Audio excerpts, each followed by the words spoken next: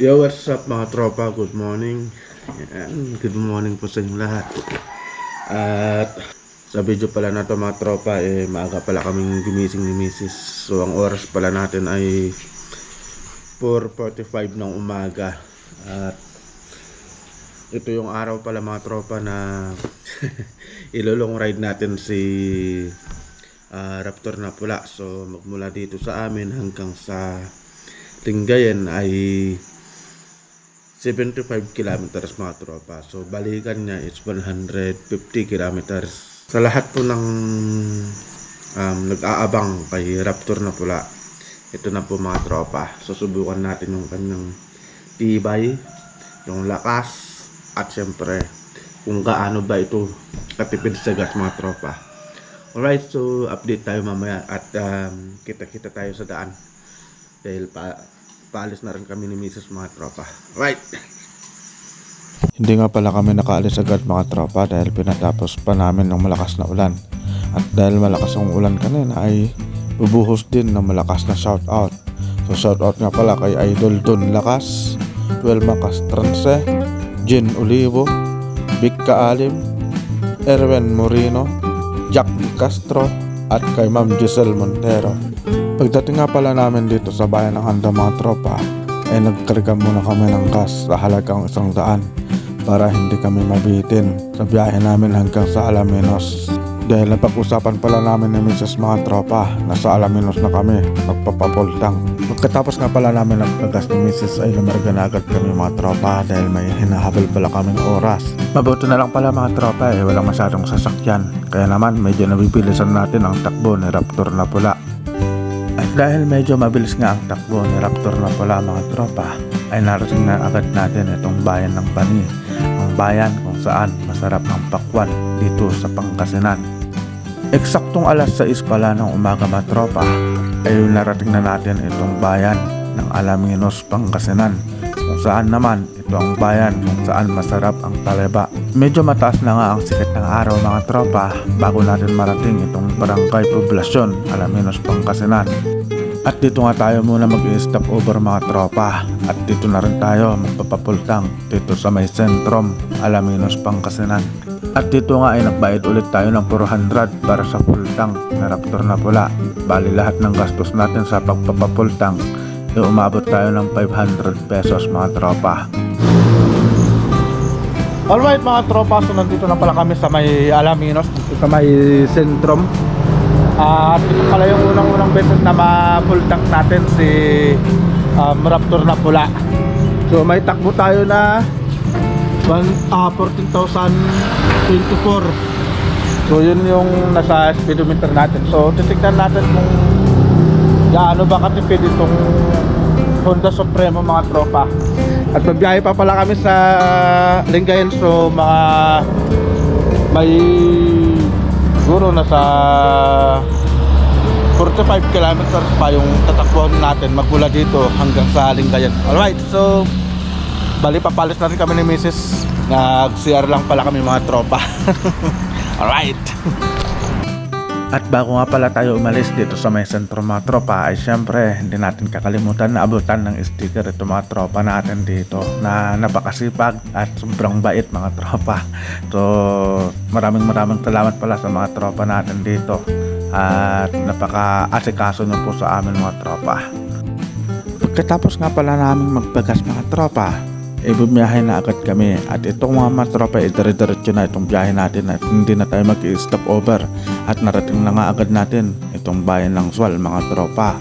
At habang tinatahak nga pala namin mga tropa itong zigzag road dito sa Sual, Pangasinan ay bigla pala kami nag-slow down dito dahil ang akala namin may checkpoint mga tropa, pero nagkamali pala kami ng hinala dahil akala namin checkpoint meron pala ditong disgrasya mga tropa. Kung mapapansin nyo yung truck nahulog dito sa may kanal mga tropa, no? Kaya sa lahat po ng motorista at sa mga driver ingat po tayong lahat. Ingat po tayo sa pagdadrive at lagi po natin iisipin na may pamilya pong nag-aantay sa atin. At itong susunod na bayan pala mga tropa na ating mararating ay ito pala yung bayan ng Labrador.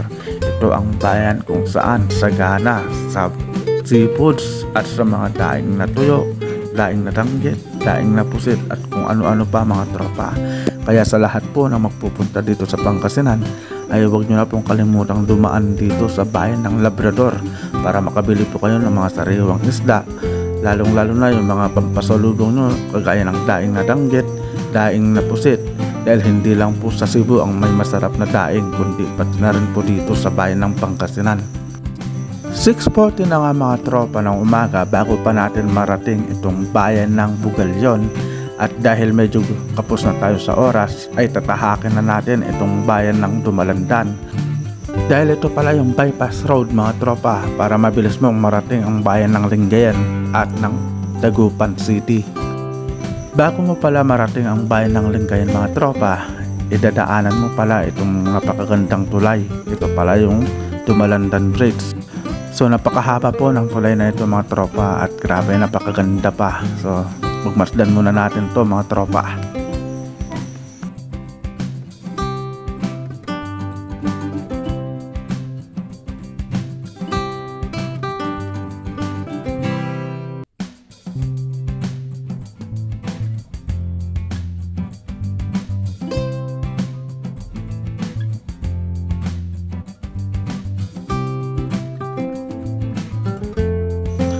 Pagkatapos nga ng ilang oras na biyahe natin mga tropa, sa wakas ay narating na po natin itong bayan ng Lingayen. At ito nga po yung pinakasentro ng lalawigan ng Pangasinan. At syempre, dito rin po masarap ang bagoong mga tropa. Nakahinga na nga pala tayo ng maluwag mga tropa dahil saktong 7:30 ay narating na natin itong lugar kung saan talaga may pupuntahan si Mrs. Pagdating nga pala namin dito mga tropa, Diyos ko po Rodi, napakarami na palang tao at napakahaba na ng pila. Alright mga tropa, so grabe napakainit. At magmula pala kanina naggasolina tayo dun sa may Alaminos mga tropa. Naka 39 kilometers po tayo yung tinakbo natin. So ito pala yung nabawas dito.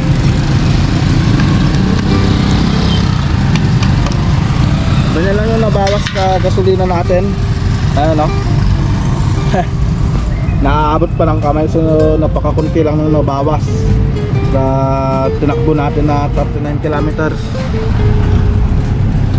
So grabe napakatipid ng Honda Supremo natin mga tropa. So inaantay lang natin si Mrs. kasi nandun pa siya sa may loob ng UCC na bangko. So antayin natin baka sakaling dumiretso po tayo ng Dagupan mga tropa.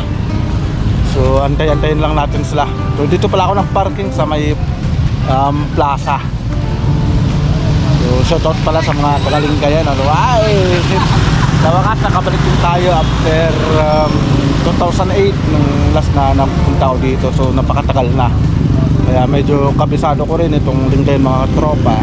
Dahil dito rin pala ako nag-aaral ng welding dito sa may training center dito sa TESDA.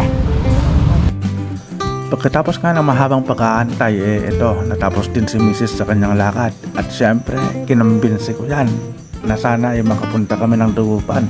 At pumayag naman siya mga tropa. Kaya, let's go to Dagupan mga tropa. So, didiretso tayo sa Dagupan. Touchdown nga pala dito sa bayan ng Binmalay mga tropa. At grabe, napakalaki na ng pinagbago at ginanda itong bayan na to mga tropa. At itong bayan na to pala mga tropa ang dadaanan mo bago ang Dagupan.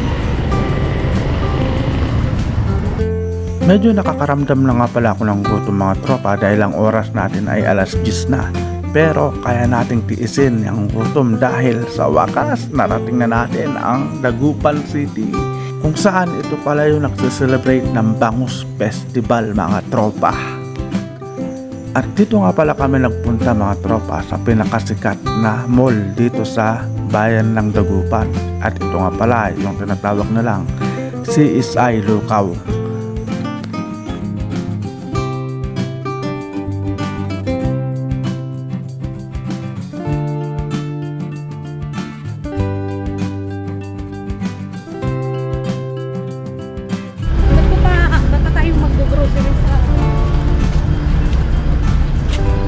kwan sa Laminos. Para drop by na lang yung ano mo, parcel. Oo. No? Alright mga tropa. Biglaan lang to. Nakarating na kami dito sa Dagupan. Ay, hindi pa nagbukas? Iwan ko.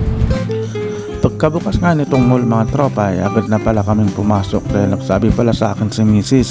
na magkugrocery muna daw siya para hindi naman daw masayang ang gasolina namin na pumunta dito. At magkugrocery siya para sa tindahan namin mga tropa. Negosyante talaga oh. At ito na nga mga tropa, lahat yung pinamili ni Mrs. So ilang box pala to. Parang sa tingin ko parang nasa 6 na box lahat itong nabili namin. At kasyang-kasya naman ito kay Raptor na pula. So wala namang may problema kasi may sariling sasakyan naman kami. Pagkatapos nga namin mag-grocery mga tropa syempre mag-iikot-ikot muna kami dito sa mall. At mag-window shopping lang muna kami ng Mrs. Para naman ma-enjoy namin yung mahabang biyahe namin na nagpunta dito sa Dagupan. At dito nga pala kami pumunta ni Mrs. sa may bench.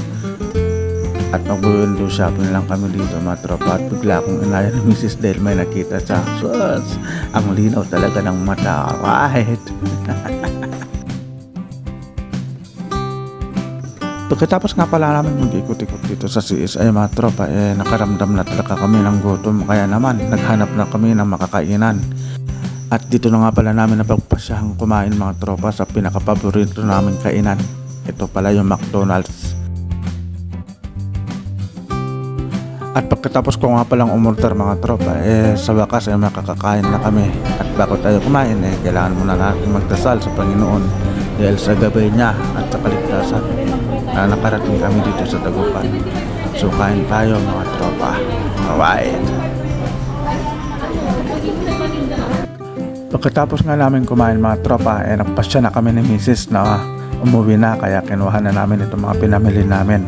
Dahil mahirap na dahil baka maabutan kami ng ulan. Pero grabe napakasulit ng biyahe na to mga tropa. At sobrang nag-enjoy pala kami ni Mrs. dito sa pinuntahan namin dito sa CSI Lucao. Kaya sa uulitin mga tropa papuntahan ulit namin itong CSI Lucao na to. Pero siguro hindi lang siguro sa CSI Lucao yung pupuntahan natin. Baka sa susunod mag-ikot-ikot din naman tayo dito sa buong Dagupan mga tropa. At ito na mga tropa nakaalis na rin pala kami. Kaya sana maging maayos yung biyahe namin pag uwi mga tropa. At syempre mga tropa ipiplex ko nga pala itong Honda Supremo ko ng grabe. Sobrang lakas kahit nasa long ride talaga namang hindi tayo napapahiya. Bukod sa napakatibay na makina ng Honda Supremo at napakalakas nito sa hatakan syempre nandun na rin yung nagustuhan natin dito sa Honda Supremo na to, yung napakatipid sobra sa gasolina mga tropa. Kaya naman sa lahat po ng mga nagtatanong sa akin mga tropa kung ano ba talaga ang pinakamagandang motor na pangkabuhayan, ito na yung may rekomenda ko sa inyo, ang Honda Supremo. Dahil bukod na sa matibay, malakas, syempre napakatipid nito sa gasolina na talaga namang makakatulong sa inyo sa pang-araw-araw nung panghanap buhay. At siguro mga tropa dito na rin matatapos ang vlog natin. So ingat po tayong lahat and God bless po. So salamat sa panonood. At ito po yung unang long ride ni Raptor na pula. So see you po sa next na vlog natin mga tropa.